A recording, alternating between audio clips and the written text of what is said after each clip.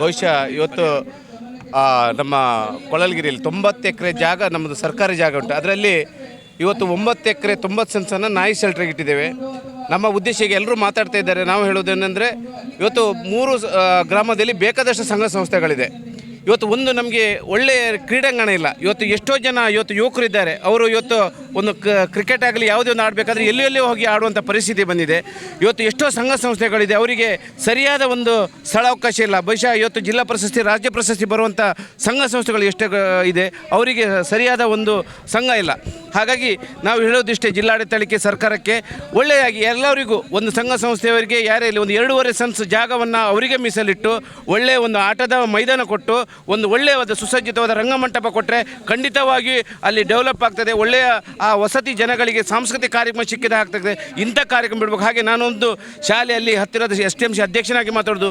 ನಮ್ಮದು ಹೈಸ್ಕೂಲು ಗ್ರಾಮೀಣ ಪ್ರದೇಶ ಮಕ್ಕಳು ಕೂಡ ಆ ಶಾಲೆಗೆ ಬರ್ತಾ ಇದ್ದಾರೆ. ಬಹುಶಃ ನಾಳೆ ಆ ವಾತಾವರಣ ಅಂದರೆ ನಾಯಿ ಸಾಕಿದಾಗ ಅದರ ಗಾಳಿಯಲ್ಲಿ ಏನಾದರೂ ಬಂದರೆ ಚರ್ಮ ರೋಗ ಅಥವಾ ಬೇರೆ ಅಂತ ಕಾಯಿಲೆ ಬರುವಂಥ ಇದು ಉಂಟು. ಹಾಗಾಗಿ ದಯವಿಟ್ಟು ಈ ಸರ್ಕಾರ ಯಾವುದೇ ಯೋಚನೆ ಬರಲಿ, ನಾವು ನಾಯಿಗ ದುಶ್ಮನಿಗಳಲ್ಲ, ನಾಯಿಗ ಪ್ರಿಯರು. ನಮಗೂ ಕೂಡ ನಮ್ಮ ಮನೆಯಲ್ಲಿ ಕೂಡ ನಾಯಿ ಇದೆ. ಆದರೆ ನಾವು ಅಷ್ಟೊಂದು ನಾಯಿಯನ್ನು ಇಲ್ಲಿ ಸಾಕಿ ಅಲ್ಲಿ ಜನವಸತಿಯಲ್ಲಿ ಅದಕ್ಕೆ ತೊಂದರೆ ಆಗಬಾರ್ದು. ಬೇರೆ ಕಡೆಯಲ್ಲಿ ಖಂಡಿತವಾಗಿ ಇದನ್ನು ಶಿಫ್ಟ್ ಮಾಡಿ ಇಲ್ಲಿ ಜನವಸತಿ ಮತ್ತು ಗ್ರಾಮೀಣ ಪ್ರದೇಶ, ಇಲ್ಲಿ ಬಡವರು ಹೆಚ್ಚಾಗಿರುವಂಥ ಕೂಲಿ ಕೆಲಸ ಮಾಡುವಂಥದ್ದು. ಹಾಗಾಗಿ ಯಾವುದೇ ತೊಂದರೆ ಆಗದೆ ಈ ಏನು ಇದನ್ನು ಯೋಜನೆ ಇಟ್ಟಿದ್ರೆ ದಯವಿಟ್ಟು ಇದನ್ನು ಇಲ್ಲಿಗೆ ಕ್ಯಾನ್ಸಲ್ ಮಾಡಿ ಬೇರೆ ಕಡೆಗೆ ವರ್ಗಾವಣೆ ಅಂತ ನನ್ನ ಮನವಿ.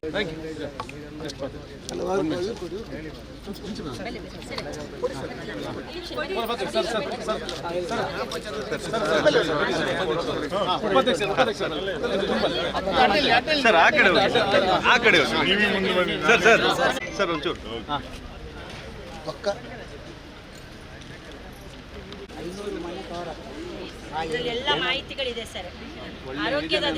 ನಮ್ಮ ಉಡುಪಿ ಜಿಲ್ಲಾಡಳಿತ ಒಂದು ಸುಪ್ರೀಂ ಕೋರ್ಟ್ ಆದೇಶದ ಪ್ರಕಾರ ನಮ್ಮ ಉಡುಪಿ ಜಿಲ್ಲೆಯಲ್ಲಿ ಒಂದು ನಾಯಿ ಶೆಲ್ಟರ್ ಒಂದು ನಿರ್ಮಾಣ ಮಾಡಲಿಕ್ಕೆ ಹೊರಟಿದೆ.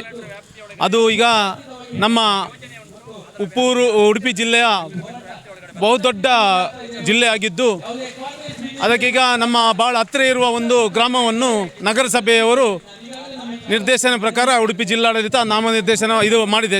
ಇದು ನಾಯಿ ಶೆಲ್ಟರ್ ಮಾಡಬೇಕಂತೇಳಿ ಇಲ್ಲಿ ಅನುಮೋದನೆ ಆಗಿದೆ.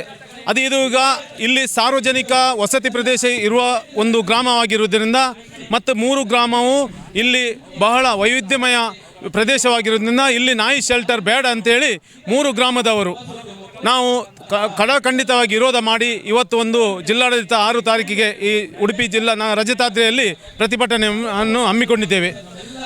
ಇದು ಉಡುಪಿ ಜಿಲ್ಲಾಡಳಿತ ಒಂದು ಗ್ರಾಮ ಪಂಚಾಯಿತಿಗೆ ಯಾವುದೇ ಒಂದು ಮಾಹಿತಿ ಕೊಡದೆ ಒಂದು ಪ್ರಥಮವಾಗಿ ಏನೇ ಆಗಲಿ ಒಂದು ಗ್ರಾಮ ಪಂಚಾಯಿತಿಗೆ ಮಾಹಿತಿ ಕೊಡ್ತಾರೆ. ಏನೇ ಒಂದು ಉದ್ದೇಶಿತ ಒಂದು ಕೆಲಸ ಆಗುವ ಸಮಯದಲ್ಲಿ ಒಂದು ಗ್ರಾಮ ಪಂಚಾಯಿತಿಗೆ ಒಂದು ಮಾಹಿತಿಯನ್ನು ಕೊಡ್ತದೆ. ಆದರೆ ನಮ್ಮ ಈ ಉಡುಪಿ ಜಿಲ್ಲಾಡಳಿತ ನಮ್ಮ ಒಂದು ಗ್ರಾಮ ಪಂಚಾಯಿತಿಗೆ, ಉಪ್ಪೂರು ಗ್ರಾಮ ಪಂಚಾಯಿತಿಗೆ ಆಗಲಿ, ಯಾರು ಸದಸ್ಯರೇ ಆಗಲಿ, ಅಧ್ಯಕ್ಷರೇ ಆಗಲಿ, ಅದು ಒಂದು ಅಧಿಕಾರಿಗಳಿಗಾಗಲಿ ಯಾವುದೇ ಒಂದು ಮಾಹಿತಿ ಕೊಡದೆ ಏಕಾಏಕಿ ಈ 25 ಎಕರೆ ಜಾಗದಲ್ಲಿ 9 ಎಕರೆ ಜಾಗವನ್ನು ನಮ್ಮ ನಾಯಿ ಶೆಲ್ಟರ್ ನಿರ್ಮಾಣ ಮಾಡಲಿಕ್ಕೆ ಹೊರಟಿದೆ. ಇದು ನಮ್ಮ ಸಾರ್ವಜನಿಕರ ಸಂಪೂರ್ಣ ವಿರೋಧ ಇದೆ. ಈ ನಾಯಿ ಶೆಲ್ಟರ್ ಈ ಉಪ್ಪೂರು ಗ್ರಾಮದಲ್ಲಿ ನಿರ್ಮಾಣ ಮಾಡಲಿಕ್ಕೆ ನಮ್ಮ ಸಂಪೂರ್ಣ ವಿರೋಧ ಇದೆ. ಯಾಕಂತ ಹೇಳಿದರೆ ಇದು ಯೂನಿವರ್ಸಿಟಿ ಮಾಡಲಿಕ್ಕೋಸ್ಕರ ಈ ಮೀಸಲಿಟ್ಟ ಈ ಪ್ರದೇಶವಾಗಿರೋದ್ರಿಂದ ನಮಗೆ ಇದು ಒಳ್ಳೆಯ ಯಾವುದಾದ್ರೂ ಒಂದು ಸಾರ್ವಜನಿಕರಿಗೆ ಒಂದು ಒಳ್ಳೆಯ ಉದ್ದೇಶಿತ ಒಂದು ಯೋಜನೆ ತರಬೇಕಂತೇಳಿ ನಮ್ಮ ಎಲ್ಲರ 3 ಗ್ರಾಮದ ಒಂದು ಆಶಯವಾಗಿದೆ. ಯಾಕಂತ ಹೇಳಿದರೆ ಇದು ಮಣಿಪಾಲಕ್ಕೆ ಒಂದು 3 ಕಿಲೋಮೀಟರ್ ಇರುವ ಪ್ರದೇಶವಾಗಿದೆ. ಈಗಾಗಲೇ ಇಲ್ಲಿ ಒಂದು ಒಳ್ಳೆಯ ಒಂದು ಯೋಜನೆಗಳು ಇಲ್ಲಿ ಈ ಪ್ರದೇಶದಲ್ಲಿ ಇದ್ದು, ನಂದಿನಿ ಡೈರಿ ಇದ್ದು, ಈಗಾಗಲೇ ಈ ಯೋಜನೆ ಬಂದರೆ ಇಲ್ಲಿ ಈ ಬೇರೆ ಎಲ್ಲ ಯೋಜನೆ ತಪ್ಪುವ ನಮ್ಮ ಭಯವಾಗಿದೆ.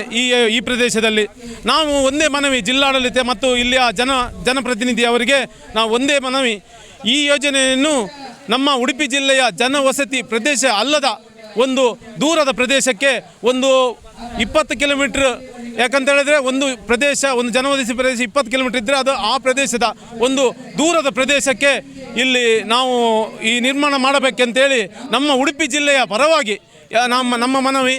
ಮತ್ತೊಂದು ವಿಷಯ ಏನಂತ ಹೇಳಿದ್ರೆ, ಇದು 25 ಎಕರೆ ಜಾಗವು ಒಂದು ಯೂನಿವರ್ಸಿಟಿ ಆಗುವ ಸಮಯದಲ್ಲಿ ಇದನ್ನು ರಾಜಕೀಯ ಪ್ರಭಾವದಿಂದ ಬೆಳಪಿಗೆ ಹೋಗಿದೆ. ಇದು ನಮಗೆ ದೌರ್ಭಾಗ್ಯವೇನು ಗೊತ್ತಿಲ್ಲ.